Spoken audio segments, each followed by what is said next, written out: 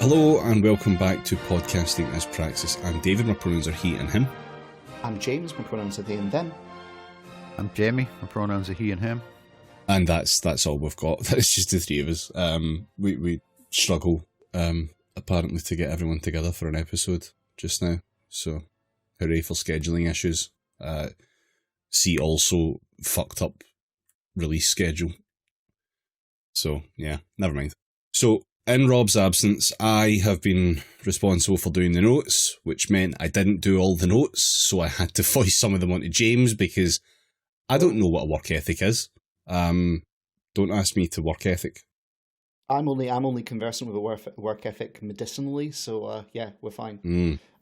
Yeah. All right. In terms of little news nuggets, I hear there was a bit of a kickoff round about the cenotaph on the weekend. Do you guys catch this? It was a bit niche. What didn't really make the news much, as far as I heard.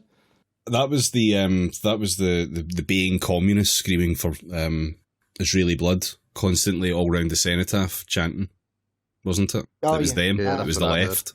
Yeah, something like that. I think they were saying something like between the river and the sea, we must commit like mass genocide. I don't know. It was all a bit vague. But wouldn't you know? I checked accounts after the fact, and it turned out that maybe it was a bunch of fascists at the cenotaph. Shock horror. Maybe it seems that a bunch of, like, basically England types shouting, "Where's your fucking poppy?" And I'm not even joking, there's a video of a guy literally doing that. I've seen that. Basically... He said the line. He said the line. They all took to the cenotaph for the purposes of protecting it against the communists, and that no communists came anywhere near the cenotaph, and so instead they kicked off with the police. Well, that just shows it worked. Yeah. It was just a normal Remembrance Day thing. Like, there was a bunch of fascists around the cenotaphs and all the communists went, nah, fuck that. That's one way to look at it.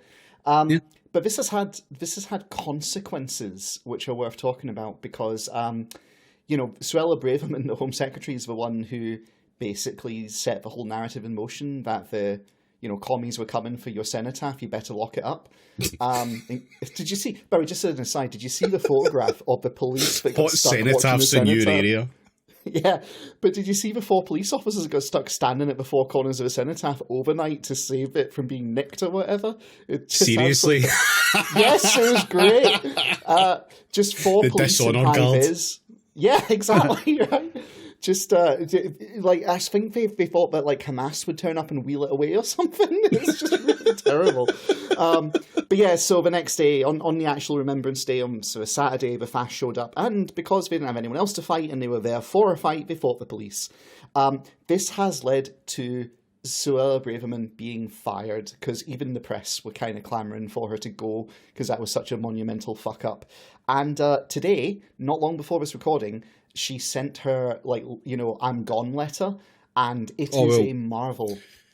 Before all that, the reason that she gets sacked is because she, it's not because of what she actually did with, the cops and that. It's because she wrote an article for The Telegraph and didn't edit it in the way that Downing Street wanted her to edit it. That was the actual reason. She spoke out of turn. Seriously, I missed that.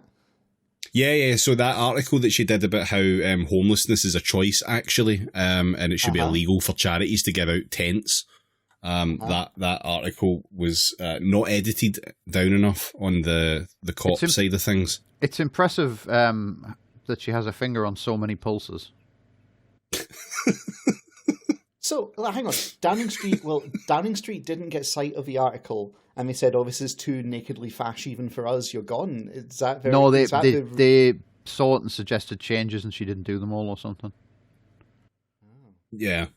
The changes weren't. I don't even think the fucking tent stuff was part of the changes, because that was already to some degree slated for legislation in some fashion, which has now been dropped. But the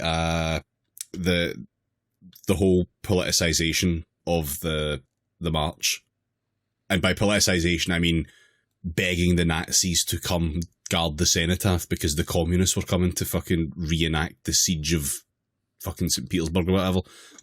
Just fuck off. So that was the reason they fired her. It's just because she put it in a fucking Telegraph article. Jesus. Pretty much. I mean, it's definitely not out of some sort of compassionate thing, because I've checked what government we have, and I don't think that's their MO. Okay, fair. Well, that explains a lot of the cattiness in her, because the letter's a thing of beauty. Can I just read you like the first sentence of this, because this sets the tone for the rest of it? Oh, please. Okay, so, Dear Prime Minister, Good start. thank you for your phone call yesterday morning in which you asked me to leave government. While disappointing, this is for the best. It's like the most passive-aggressive like intro. Yeah. And so she goes on. It's a 3-page letter, and I'm going to spare you because a lot of it is just like boilerplate bullshit. It has been my privilege to serve as Home Secretary. Want to thank everyone, etc., etc. Aye.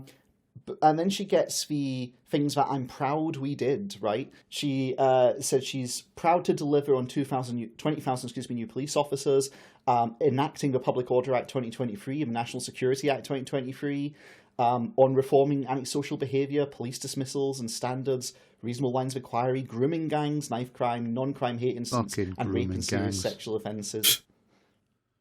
It's all just like Fash Central. But anyway, then we get into the part where she just like fucking, goes off. I'm surprised she didn't mention fucking laughing gas. Maybe she mentions it later in the letter. Sorry, actually. gas. I can't remember. So here's where we go. As you know, I accepted your offer to serve as Home Secretary in October 2022 on certain conditions. Despite you having been rejected by a majority of party members during the summer leadership contest, and thus having no personal mandate to be Prime Minister, I agreed to support you because of the firm assurances you gave me on key policy priorities. These were, among other things, 1. Reduce overall legal migration as set out in the 2019 manifesto, etc., etc. 2. Include specific notwithstanding clauses into new legislation to stop the boats, i.e. exclude the operation of the European Convention on Human Rights, Human Rights Act and other international law that had thus far obstructed the process. 3. Deliver the Northern Ireland Protocol and retained EU law bills in their then existing form and timetable. 4. Issue unequivocal statutory guidance to schools that protects biological sex, safeguards single-sex spaces, and empowers parents to know what's being taught to their children. So these are the things she highlights as, you promised me we'd do this. This was a document with clear terms to which you agreed in October 2022 during your second leadership campaign. I trusted you.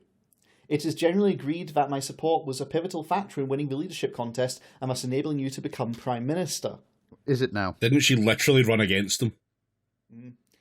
For a year, as Home Secretary, I have sent numerous letters to you on the key subjects contained in our agreement, made requests to discuss them with you and your team, and put forward proposals on how we might deliver these goals. I worked up the legal advice, policy detail, and action to take on these issues. This was often met with equivocation, disregard, and a lack of interest. Dear Prime Minister, why have you left me on red? Red, yes. You have manifestly and repeatedly failed to deliver on every single one of these key policies. Either your distinctive style of government means you're incapable of doing so, or, and that's just a sentence, or, as I must surely conclude now, you never had any intention of keeping your promises. And she goes on, these are not just pet interests of mine, these are what we promised to British people. Our deal was no mere promise over dinner. I love this line. Our deal was no mere promise over dinner to be discarded when convenient and denied when challenged. Like, all right, okay. Interesting insight into the home life there. Yeah, a little bit. Bear in mind, this is like a page and a bit, and it goes on for like another 2 pages more or less. Where she just goes on. She talks about Rwanda partnership and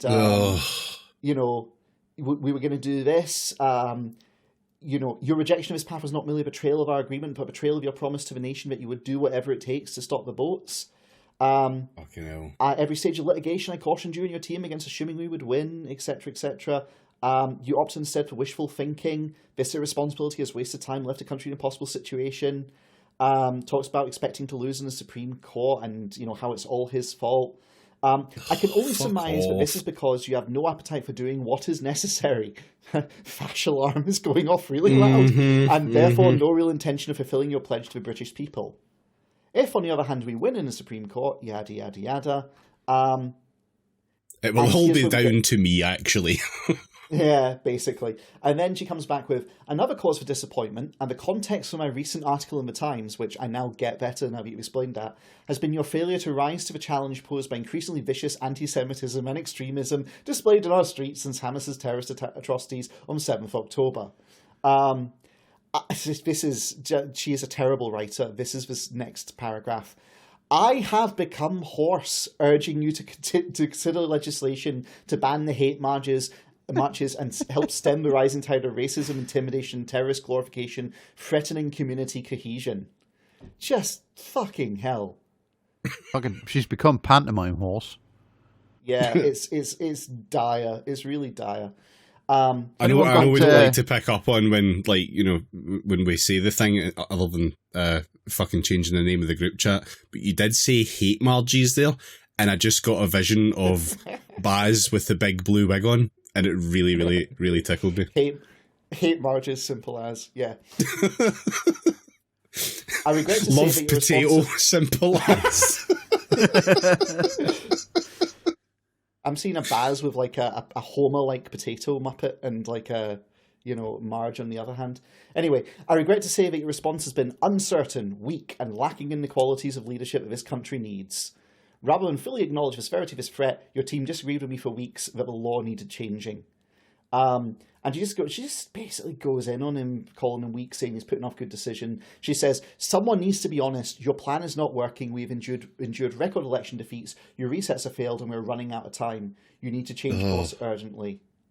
And then she finishes with... Turn right, Rishi, no! Yeah. I will, of course, continue to support the government in pursuits of policies which align with an authentic conservative agenda. Sincerely, and then she signs off. Not even a yours faithfully or a yours sincerely or anything like that, just sincerely. Yeah, so there Scathing. you go. Yeah. Not even kind regards. Yeah. Oh, fucking hell. She's real full on throwing the toys out the pram with it. Like, just going in with both feet. Good. It's always really, really funny when these dickheads do that shit. Like, I love seeing them just screaming into the void of slightly yellow paper. I will give a Good. small Get shout out fucked. to... I will give a small shout out to Count Binface, who I don't like to give too much credit, but he's the top reply in the Twitter thread where she announced it, and he just wrote, "But did you like him?" Which is, yeah, I think pretty much sums up the sentiment. Fucking, this is gonna. I'm fairly confident now that this is gonna turn into a Barney in the Conservative Party, parliamentary party. That is, I don't think it'll oust Rishi in any way, shape, or form. But it's still fucking funny. I don't know. I don't think it really fucking matters at this point. Like,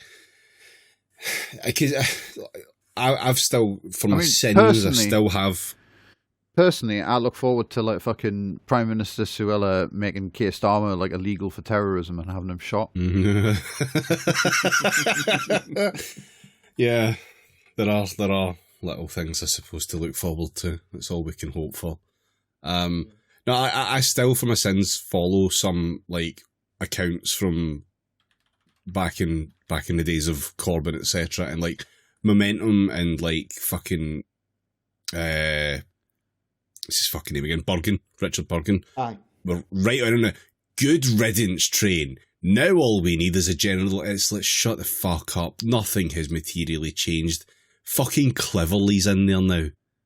Like, you can only expect the worst fucking possible decisions to occur at the Home Office level now, which, coincidentally, is what you can always expect to occur at the Home Office level. So, like, nothing materially has changed, and nothing materially will change. Especially not if you want fucking Yvette Cooper in there, you daft cunts. Oh, dear. Just, yeah, fucked.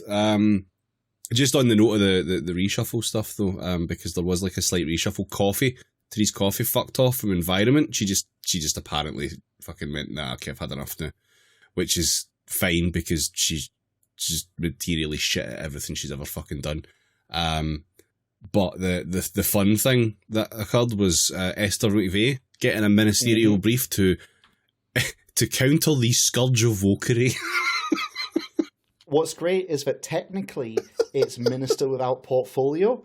So clearly what's happened is it's minister without portfolio because someone has realised you can't actually write that down on a fucking payslip.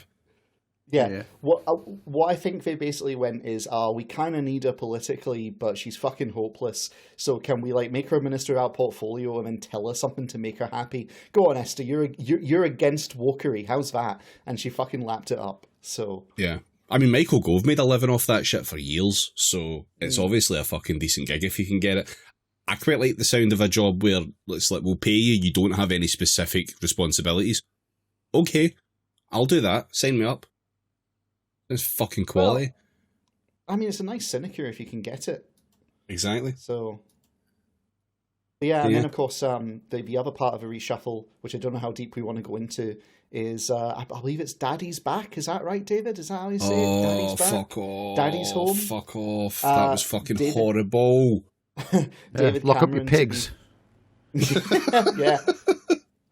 Brings a whole new terror to the pork markets. David Cameron is to be, the foreign secretary, supposedly. That's cool. There's some arguments about this, because to make him foreign secretary, they have to point him to the House of Lords, and there's questions on whether the Green Sill scandal should rule him out, which will go nowhere. He'll get appointed, and they'll bring him in. But it would be very funny though. I think they talked about that fucking like 2 years ago or some shit, whenever it fucking actually came out. Like, I'm sure we did talk about that. So like, I don't know, find the old episode. I'm not a fucking contents page. But I'm sure we did talk about it. Rob will probably talk about it at some point if we haven't, and if we did, it was him that talked about it. So but that's good. Everything's 2010 again. Fantasy football politics can reoccur now. Finally, the good Tory. He wasn't responsible for austerity. That was George Osborne. Don't be silly. Are we going to have another opening ceremony? What would they open? I hope is the question at this point. Fire. Oh no! What they should open is the woods. Did that? I heard that got cancelled. Did it get cancelled? That did get cancelled. It did. Oh. It did. Or at least I don't think it was cancelled. I think it entered that like nether realm of financial project that's never quite dead. Like, it's just like a small says black we don't hole have any influence. Yeah. I think we did some great advertisement for the woods. Yeah. I mean, everyone should have been looking forward to the woods. Yeah, we're committed to going to it if it opens. So, I'm 6.5 dozen 100%. on it, actually. Yeah. Oh, well. Anyway, is anything else opening back up? Well, funny you mention that, David, because I do have some good news from across the pond. We talked extensively about SAG-AFTRA and the Writers Guild of America. And then the Writers Guild of America won their strike, but SAG-AFTRA was still fighting. So, obviously, if one of them won, the other's got to lose. There's balancing it. Nope, strike is over, and SAG-AFTRA won, baby. And they won hard, by the sounds of it. What exactly did they win? Because I've been really out the loop on this. I just seen that it was over, and it wasn't a bad thing that it was over. So, what's the score? So there's some deals on the contract which are fun, but in SAG-AFTRA's own words, they're going to take that guy from Warner Brothers out and beat him in the street. maybe they did. Maybe that's how they ended it. We don't know. We can only hope. In a contract valued at over $1 billion, we have achieved a deal of extraordinary scope that includes above-pattern minimum compensation increases, aka they got better than they were asking for, unprecedented provisions for consent and compensation that will protect members from the threat of AI, and for the first time it establishes a streaming participation bonus, aka they get residuals from streams. Fucking our pension, our pension and health caps have been substantially raised, which will bring much needed value to our plans. In addition, the deal includes numerous improvements for multiple categories, including outsized compensation increases for background performers and critical contract provisions protecting diverse communities. So that's like the broad scope of it. There's some other particulars. They're now intimacy coordinators are now like that's solidified in. You must have them if you're going to be doing nudity or any kind of sexual content on set. Which means that, hopefully new talent and older talent, I suppose, will be far less exploited, frankly, and not made to do things that make them uncomfortable. The protections against the threat of AI are pretty good, though there's a wrinkle in this, which is the initial contract submitted. Apparently buried in it was a provision that said, oh yeah, and you give us permission to take any dead actors' likenesses without having to negotiate with SAG-AFTRA or the dead actor's estate. That Yeah, just grim. That got caught, and to my knowledge, that's not in the deal that's being put forward to members, essentially. But yeah, it's like it's basically they got way over what they asked for. They started with the pattern of negotiations was this is what we're going to demand, and they got more than they demanded. They apparently just like totally brought them to their knees and got more or less everything they wanted by the sounds of it. I think they should have left that dead actors thing in, because I think it'd be a very entertaining cyberpunk future where like major motion picture studios had incentive to kill actors.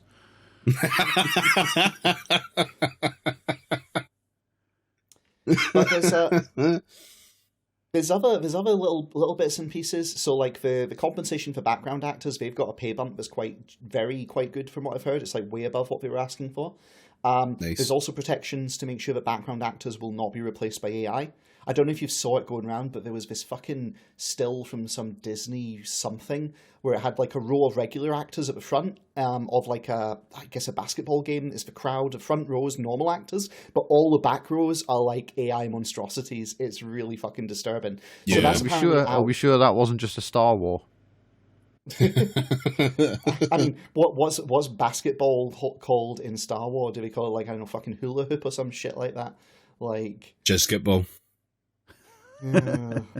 Soggy jizz kit is now in my head, and I don't like. Oh, it. fuck off! But yeah, so the AI protections they've got apparently require informed consent and fair compensation for any living or dead performer. We'll see what the practicalities of that work out to, but I'm willing to take them as like, on face value that they're happy with it. But there's other nice things like they've got new makeup and hairstyling requirements, including experts for performers with diverse hair textures and skin types, aka you need to hire makeup and hairstyling specialists who can work with non-white skin and hair. Excellent. Which sounds crazy that they have to specify that, but apparently that's like a big problem in the industry. Where they just they hire people to work on skin and hair, and it's people who basically know how to do white actors, and thus all the other ethnicities get screwed and end up like not looking their best, which causes like a whole thing. So that's all looking good, frankly. Excellent. There's also a little bit that they managed to get, and Crabtree Ireland, if you remember that name, the guy in charge of these negotiations, he said no use of a digital replica can be used to evade engagement and payment of a background actor under this contract. So, like, my understanding is that the contract allows them to, like, if they're doing like a big fuck off scene like Helm's Deep or like any of the Game of Thrones mass battles or whatever, where it's like hundreds of thousands or a Star Wars Zero G Cum Hoop Championship. Sure.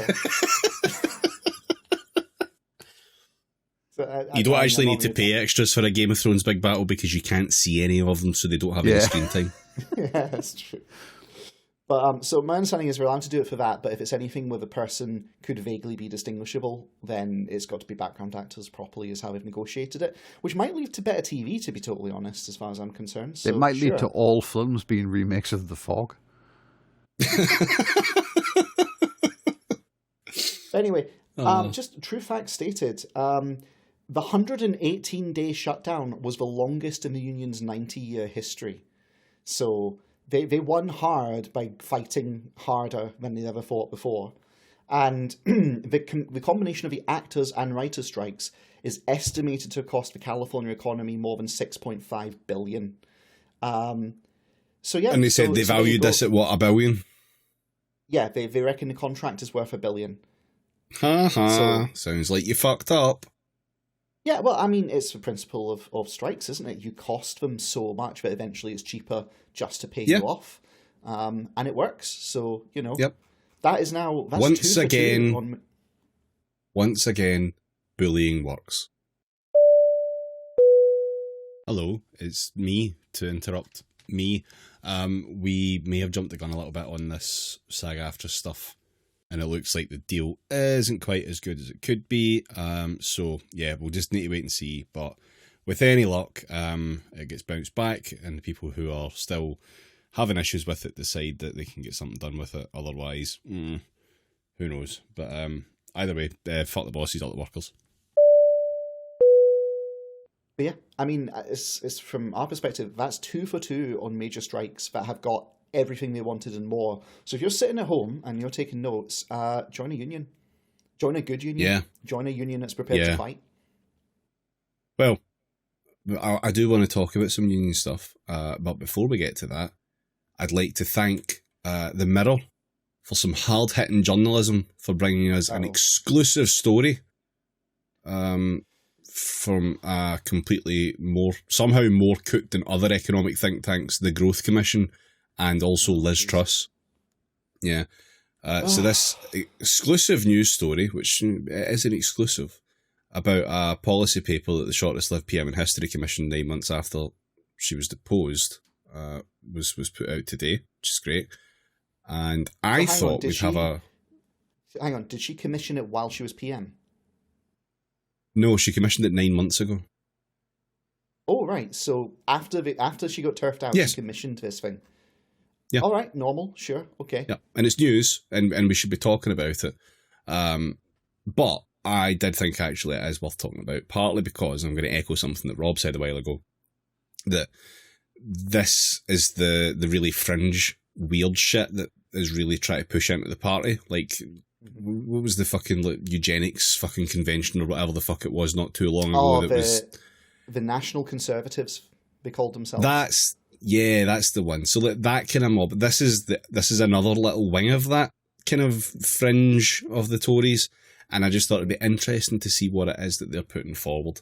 And also, it's a fun little trip into the path not taken. You know, a whimsical wee jaunt into what we never lived to see. Remember, this is coming from like the group that gave us the disastrous mini budget, which to this day Rachel Reeves is still suffering from. So, you know, it's important to give this the attention it really deserves. So thank you, The Mirror, for this exclusive story. The problem is, though, that I looked at it and I thought, you know what, I'll do a Rob and I'll actually read the fucking report. And I read some of it, maybe most of it. I know it was bad, but I did go into final_growth budget 2023 digital spread brackets 1.pdf. That's the actual fucking we love a brackets one. Like, I'm surprised it just doesn't have final on the end. Like, that's final is in all caps right at the start. So yeah, just so you don't miss it, and then fucking copy paste it in a fucked up way. Quality. So yeah, it was boring as fuck for the most part, and it was mostly explaining its methodology, which I don't understand or care about because numbers are for nerds. So instead, I just tried to look for the kind of headline, actual policy stuff in it, and thought, you know what, there's probably some stuff in there. Oh boy, is there some stuff in there. Are we really expected to work under these conditions? Which conditions? Rob, like, fucking sending us messages in the work chat about how much wine he's drinking in Berlin. What a prick. Fuck you, Rob. Oh, dear. Dear. Okay, so, back to that. Just think about it this way. He's drinking wine. I'm going to unionise and demand that I get Ribena during podcast recording. No one is stopping you from getting Ribena. Cool, I'll be back in 20 minutes. As the juice sage, shouldn't you be providing it? Oh no! I'm only here for advice. I'm here in an advisory capacity. More of a juice saw than anything else. How fucking dare you! I'll be back in 5 minutes. I'm just going to see Hitler in the basement. Yeah. See if he's working the code or not. Okay, yeah, Rob can talk about his wines in the work chat all he likes, but I read a report and he didn't, so actually, we're both the loser. So yeah, the scope of this whole thing is quoted, I've got here, at the launch of the Growth Commission, one of our commissioners pointed out that had the US grown its GDP per capita only 1% per annum slower than it in fact did from 1890 to 1980, its economy would have been smaller than Mexico's by 1980. Much to think about. Although we estimate that our proposals will only add 23.4% to GDP per capita growth over the next 20 years, this is 1.1% of GDP per annum, above that original 1%. Well done, everyone. Yeah, it's really just, here's a bunch of really fucked up and stupid changes, and this is the meagre amount of fucking change it would make. It's a lot of pain for fuck all real gain. So, on the note of fiscal policy, the problem here is that high inflation was predicted in advance by a range of experienced outside observers to whom the Monetary Policy Commission have appeared to pay little or no attention, and it is hard to escape the view that the problems of the Monetary Policy Commission reflect structural causes about how the committee is constituted. Oh, here we go. The solution to that: there should be an obligation on the Chancellor to ensure that appointments to the MPC reflect a wide range of economic views about monetary policy, and that this obligation should be monitored by the Treasury Committee of the House of Commons. What that's code for is, none of us were allowed to go on the board. We want on the board. Let us on the board. They want to fucking both sides, and not in a good way. They want to both sides of the economy. They want to basically get their, psycho nutcase, absolute crazies in to be able to say, well, yes, but if you thought of just getting rid of tax, I love it. It's great. Yeah. There aren't enough insane libertarians present in those meetings, actually, and we have a dearth of them here. So just a few key policy areas. Housing. The solution to fixing housing is that they don't like planning rules, and they're the reason that we don't have more house building. But that wouldn't affect the price of houses. Under my house if I want to. Yeah. That wouldn't affect the price of house building of houses though. So it wouldn't collapse the market. And in fact, actually, the UK market is tens of billions of pounds undervalued to what it could be at the moment had the government only done the right thing, which is an insane thing to say about the UK fucking housing market. They have a section. Lucky it stands up at all, frankly. Given where we're at. But anyway. Yeah, it only exists through fear of the alternative. That's the only reason that it continues to exist. Just absolute bloody mindedness at not dying. There's a full section titled Smart Net Zero and Energy, which is, not actually as fun as you would think. Because, libertarians, net zero, that's going to be fucking good. But they don't really have that much to say about the net zero. I'm pretty sure they just stuck that in the title and just kind of hoped that would carry them through any criticism of it. But what they've identified as problems here is that there's not enough competition. Well, yes, actually, there's not enough competition at the generation level of electricity. And also, the National Grid Company is a monopoly, which is bad. Ooh. What are they proposing then? We link the age of consent to climate emissions or something. Well, they didn't go as far with this one to actually make any key recommendations, which was very, very brave of them. They just kind of said we commissioned a sub report which said that it's bad that that's a monopoly. Okay, I don't think they needed to do a report for that, but yeah. Yeah, I think the issue is that they can't say, hey, we want Texas's power system, because then everyone would go, well, then you'd get Texas's power system, which is notoriously shitty. So, here are some problems. We're not pointing towards solutions because the solutions have been proven to be terrible, but we want them anyway. It's a vibe, man. Yeah, there's a very good reason that even when that was privatised, it was never fucking split up. There's a very, very good reason for that. Also, they said that it's bad that you're not allowed to regionally discriminate energy prices because it stifles innovation. Yeah. Taking my battery down to England where it doesn't work in the remotes because it's region locked. Love it. Yes, fantastic. Oh. Transport infrastructure is another nice, fun area. Network Rail's a monopoly. That's also bad. That should be broken up. But also, at the same time, what we should do is break up the big regional monopolies of franchises and do just have everyone rail own their own competition. train. Honestly, it's not far off that, yeah. They genuinely want you to be able to pick from 3 separate services on the same railway line. That's absolutely fine. I mean, around here, I can't really even pick from one separate service, so look forward to that. Yeah. Well, it doesn't... I know, it's fucked, but it doesn't really matter if we can kind of forgive them for being completely insane on that, because the direct quote from the report, the quality of transport infrastructure is an important arterial sector which has a significant impact on GDP per capita. There has been much debate in the UK on the quality of its rail sector, but we should note that most journeys in the UK are made by car. I wonder why that is. Yeah, why? Fucking hell. They do have stuff to say about cars, which is fucking amazing. Strap in. Go on. Ultimately, my girlfriend shouldn't have to sit in a booster seat. Ultimately, it is unlikely that modern modes of propulsion can be implemented without moving to a more modern system of financing roads through user pricing. Come again?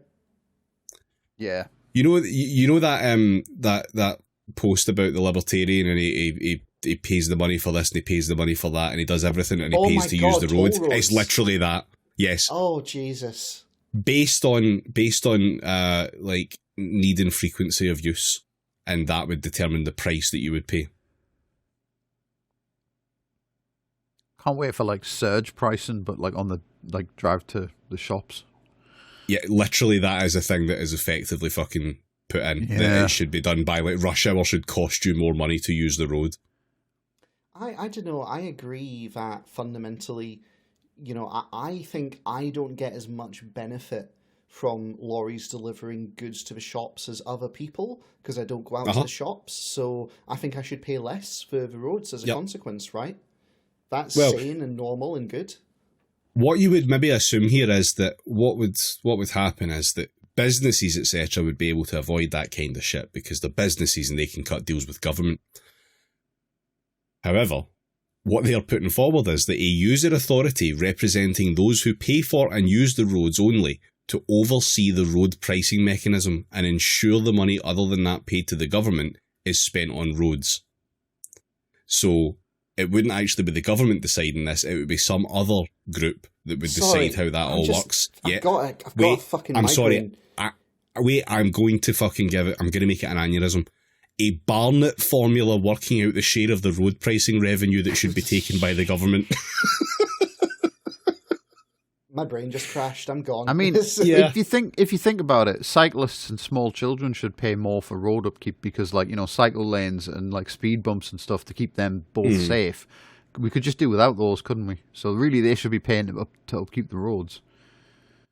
I was like, at first, David, I thought you were saying they should make a motorist tribune, a tribune of the motorists, essentially, to speak on behalf of the people when it came to like road policy. But no, it's dumber than that. It's, hey, how about we make Scotland for the roads? It's like getting rid of the Scottish devolved parliament and making the devolved road parliament. I just can't fucking... Yeah. Bear in mind that they expect this to increase GDP and make life better off for everyone. Yeah. Broken windows theory, except it's like, hey, if we break a window, someone has to fix it. That works.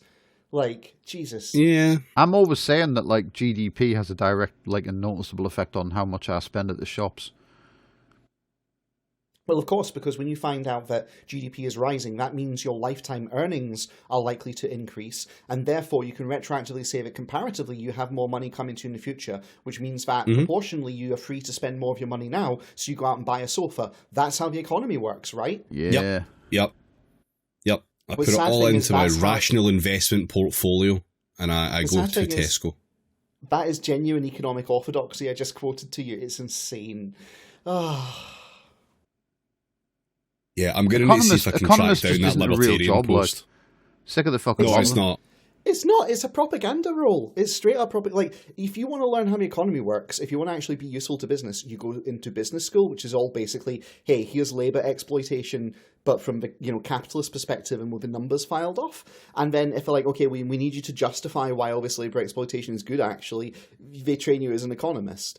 And this isn't strictly always true. There are some like hardcore academics who study like actual, hey, how does the economy really work? But no one listens to them, and they're like shut up in the ivory towers, so to speak. While all the awards go to economists who like point out things which are politically expedient. It is a bullshit discipline, and anyone who's hired as an economist, it's like, if they're actually making money, it's because they're doing other stuff that the economy training has like basically given them the credentials to do.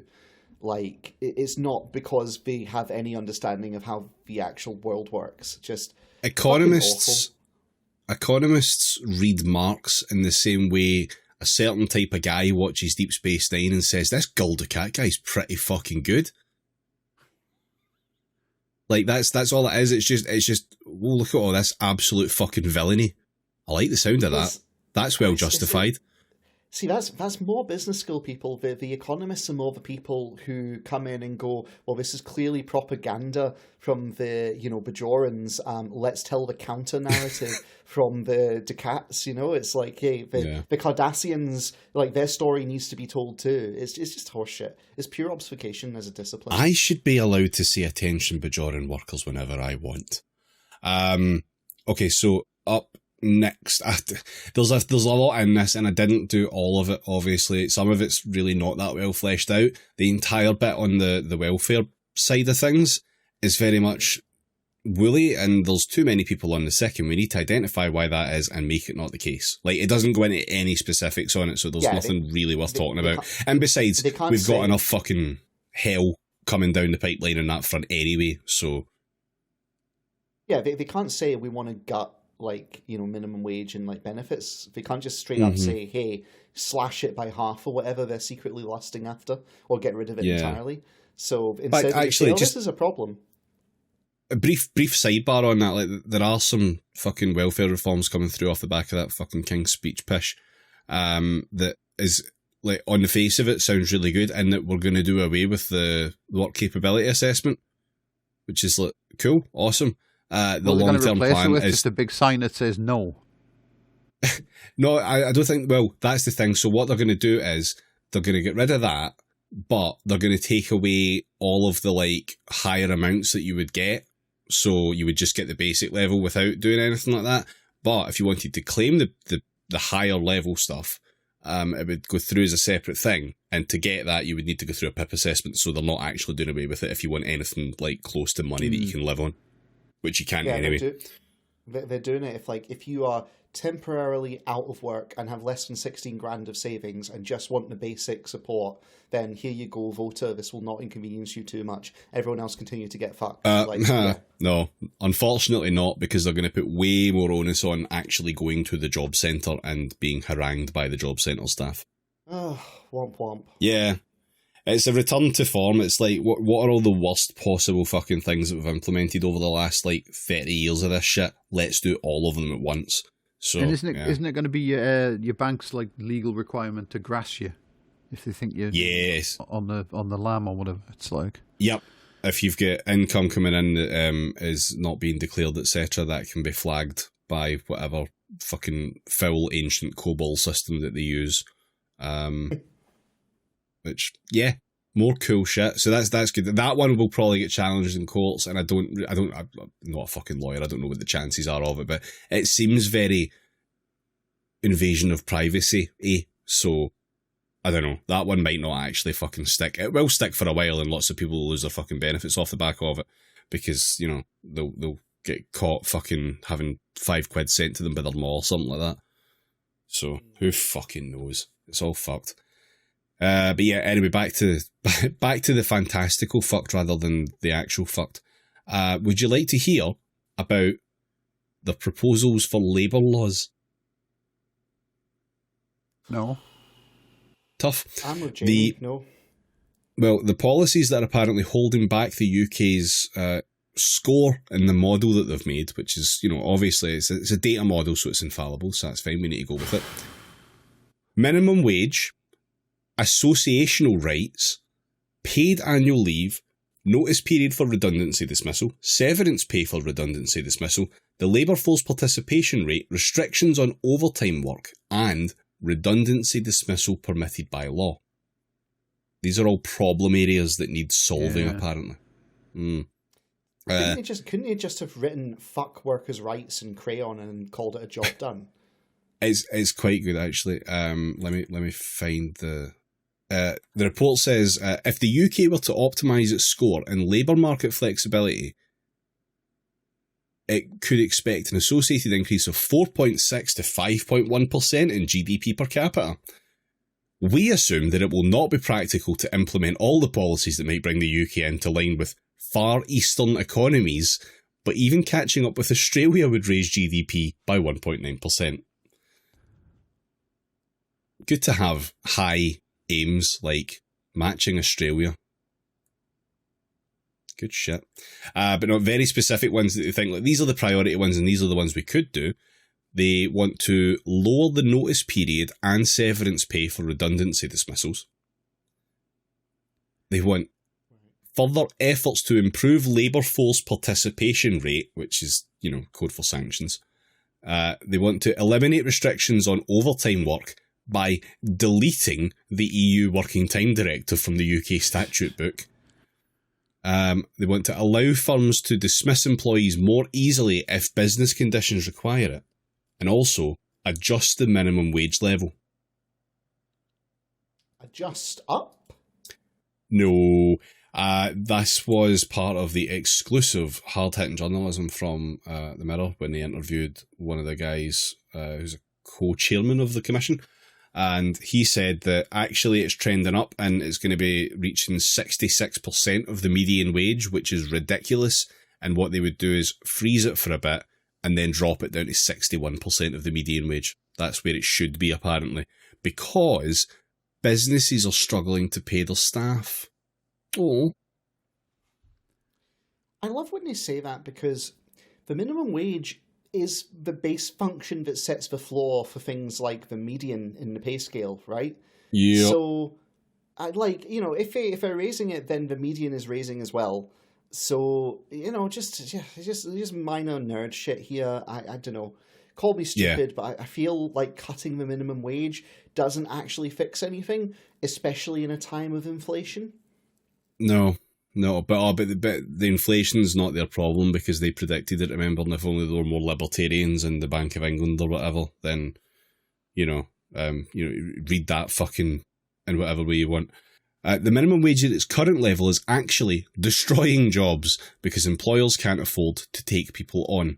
We calculate about 900,000 jobs are currently being made uncompetitive by the existence of the minimum wage.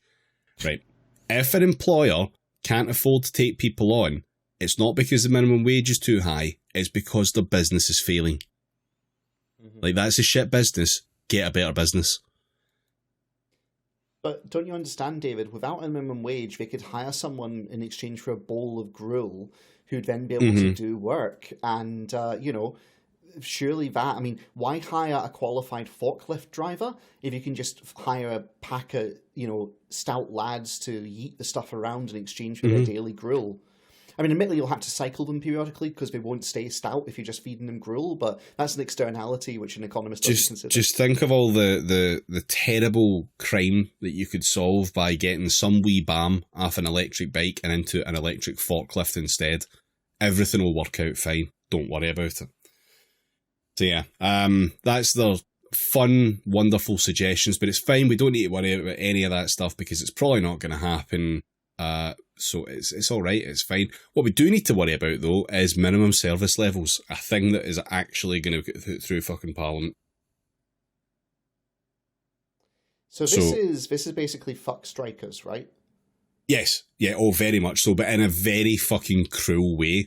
So the idea is that certain sectors will be required to provide minimum, or will have the option to, I think, but obviously they won't because they're public sector, so it's that kind of bullshit language.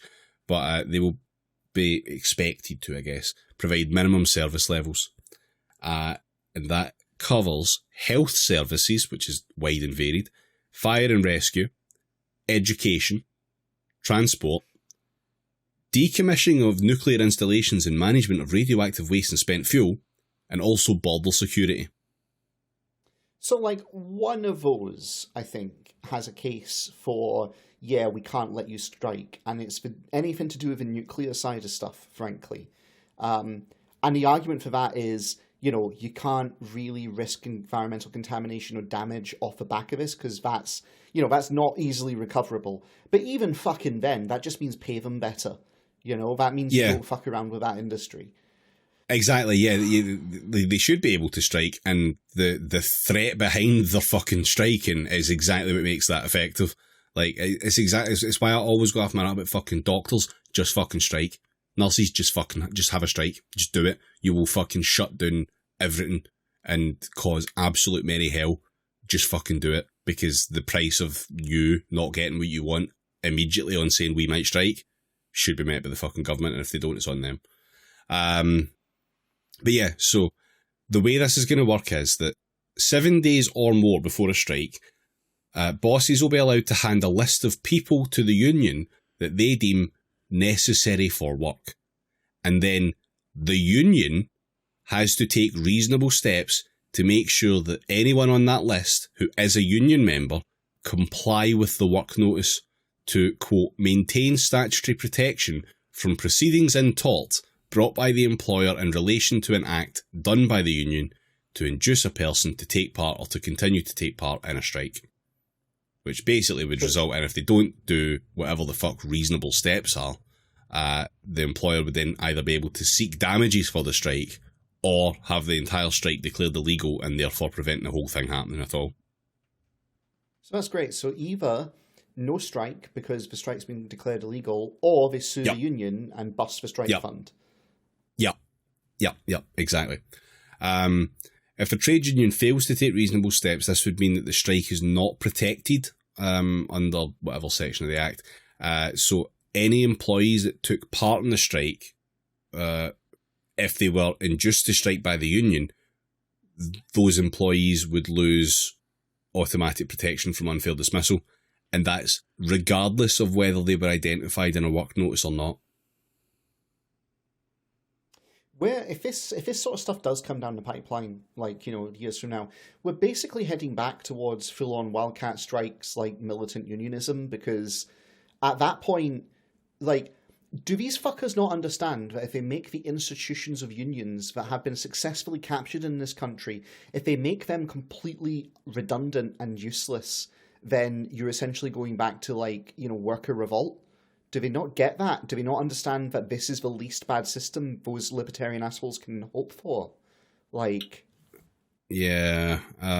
Problem is, this isn't the libertarian assholes, this is the actual government, this is an actual paper, and it's actually going to get put through Parliament. This was on gov.uk. Oh, shit. Yeah. Yeah, this is a thing that actually is fucking worth worrying about, as opposed to the mad shit before it. The union is also supposed to identify the workers, which are union members, that are named in any work notice, and if they fuck that up, then, well, it said reasonable steps, so it's up to the courts to figure out whether or not they actually took reasonable steps. So it's another excuse to fucking take unions and pull them right through the courts. And once these poor cunts that have been put on the work notice have been identified by the union then has to go to them directly. So it says via email if possible, if not first class post. And not only advise them not to strike, but also they have to encourage them to comply with the work notice, which the paperwork that I got from the gov.uk website says that it refers to this as a compliance notice. So the union will issue you with a compliance notice. And what happens if you ignore that? Then possibly the union is fine, but you yourself are not, very much not. So let me just see. Where's the bit?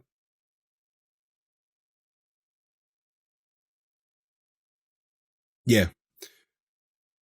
That could completely fuck you as an individual, and you wouldn't be protected from unfair dismissal in any way, shape or form. So you wouldn't necessarily be able to even take it to a tribunal. You could just get fucking Pap Tootin', that's you. Because you did an illegal, which you're not allowed to do. Just also, saying, it's not over. That's illegal. Yeah, this isn't over either. There's more to it. This also affects picketing. So when picketing... Of course it does. Yep, the union, through the picket supervisor, must use reasonable endeavours to ensure that picketers avoid, so far as reasonably practicable, trying to persuade members who are identified on the work notice not to cross the picket line. Doesn't say how to do that.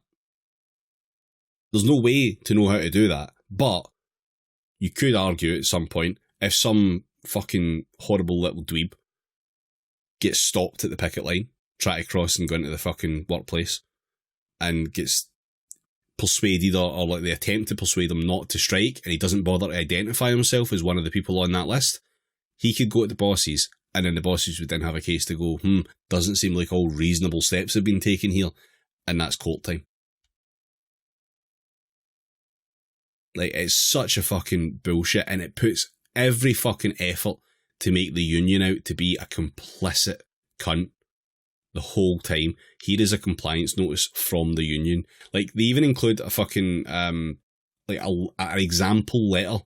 It is over a solid page of writing so that you would receive that in about a page and a half, easy. From the union, and it name of union, name of union, name of union. It's constantly through that. It's just fucking miserable. It's horrible. I'm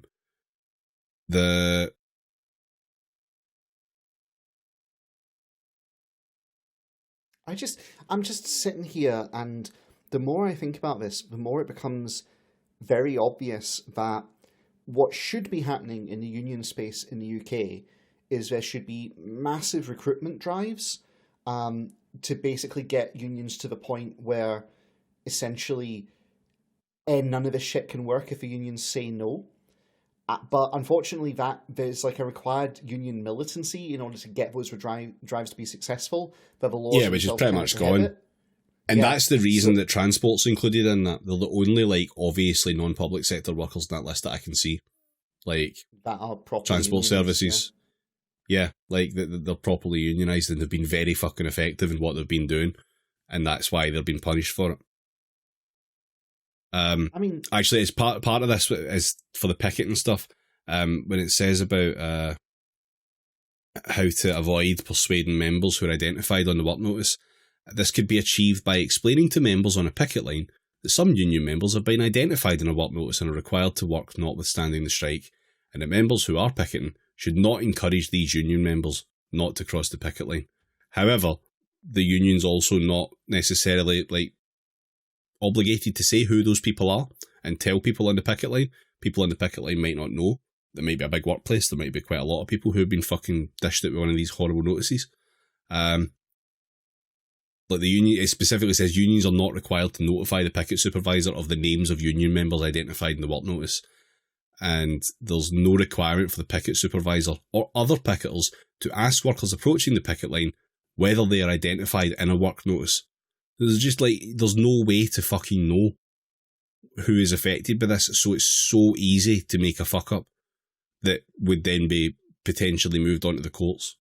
It's a horrible dog shit piece of legislation.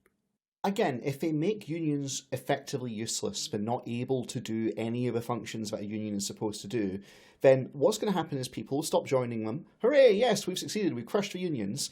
And then they'll just they'll not stop doing action. They will do action, and not only that, they will escalate the action. And then we'll be like, what, do they think, we'll just send the police in to machine gun them? Do they not?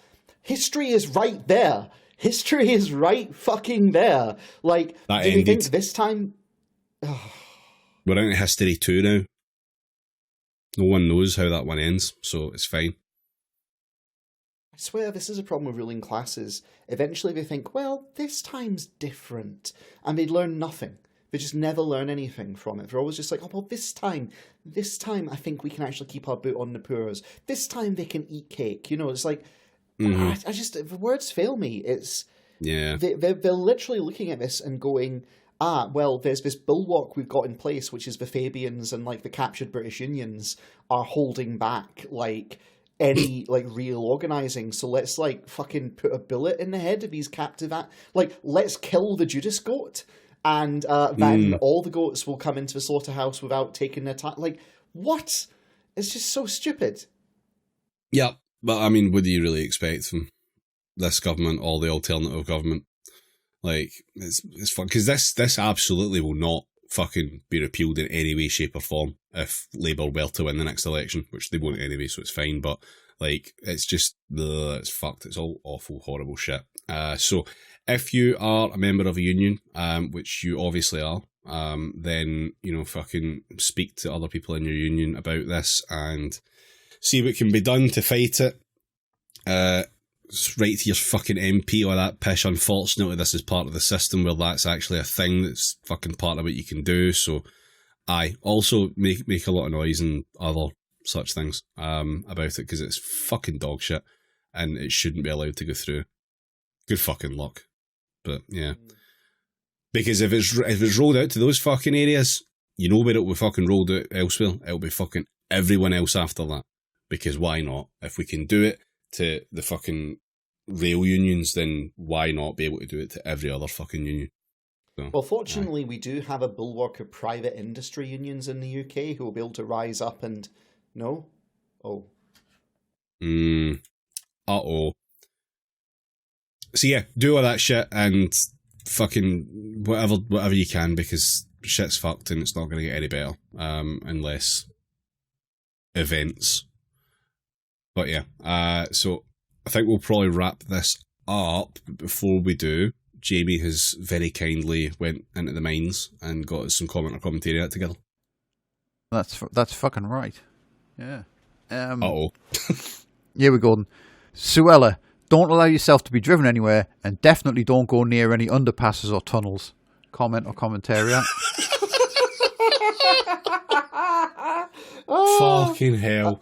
Who is making out... Like, yeah, I want that to be commentary because I desperately want to know what the link is between Braverman and Princess Diana. I wanted to be comment just because if that's the standard of our public discourse, then we're in really dodgy territory. So come on, I'll go comment. Sweet summer child, etc. Yeah, commentary. Hope lives eternal. That was a comment in the Express. Hey, there we go. Oh, but it would be the fucking Express. All right, second one. Daily Diana. Well done, those protesters. They have taken away the reason for remembrance and armistice days and made it all about them. Thank you very much for coming to this country and showing complete disrespect. Thank you to the Mayor of London, the Met Police, and this government for allowing them to do so. Comment or commentariat? Oh, commentariat. That feels like commentariat. I'm going to go comment on that one. This country just kind of... that was a bit much. It was a comment in the Daily Mail. Nah, fair. Okay. All right. Braverman was the only person standing up for British people. We are not racist or against anyone else's religion. We are just passionate about our country, our history, our values, and our heritage. The march should have been stopped on Saturday. I, as a British person, wouldn't go to another country and disrespect their culture. Comment or commentariat? Commentariat, and it's going to be like Richard Madeley or something. Yeah, I think you're right, David. In my heart, I want to believe it's comment, but I think it's got that vibe. It's got that vibe of it's not like Richard Littlejohn levels, but it's in that area, you know. So yeah, commentariat. That was a comment on GB News. Oh, they're reproducing. This individual is trying to be relevant after being sacked from her career. She's lucky to live in the USA. Her homeland wouldn't tolerate her career, her freedom, or her potty mouth. Is that comment or commentariat? It's Meghan Markle is what it is. Yeah, it definitely is. Yeah, commentariat. Commentariat because it's Markle. No, it was a comment on the Daily Mail, and it was actually about Mia Khalifa, who said that joining the armed forces was selling your body to your country. Oh, fucking hell. All right, last one. Right. Leaving with grace and dignity is an entirely forgotten concept nowadays. Vitriolic diatribes, however true, only reflect badly on the sender. We now have another resentful female to add to the 44-day PM, and she who fooled a prince. Is that comment or commentariat?